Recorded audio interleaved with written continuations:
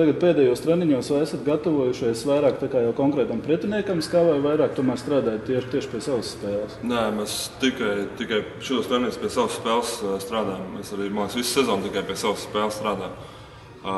Tas nav tā, ka mēs tur gājām, skatījāmies kaut kādu video un kā pretinieki spēlē.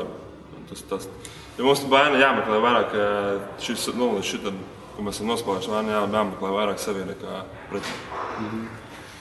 Skatām arī līgas līderi, un visādi spēlēs mēs goli iemetuši, vismazāk ielaiduši. Izklausās jau tas vāns diezgan mēns? Varbūt tās, jā, bet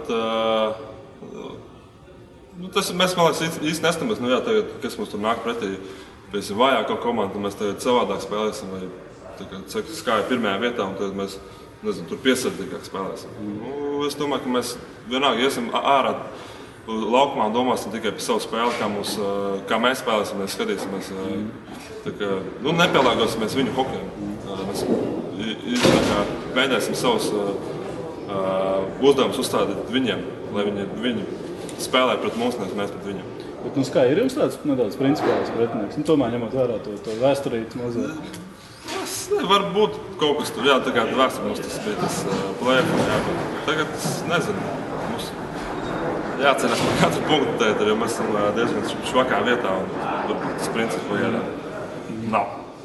Uzmet statistika Skajaru 2. vietā pēc noraidījumiem. Laikam būs darbiņš vairākumā, kā mums ir to vairākumu? Bet tur jau, cik es skatos, tur jau ar Ķuhņas, man liekas, vairāk, tad kaušanās, man liekas, nopelnīšu.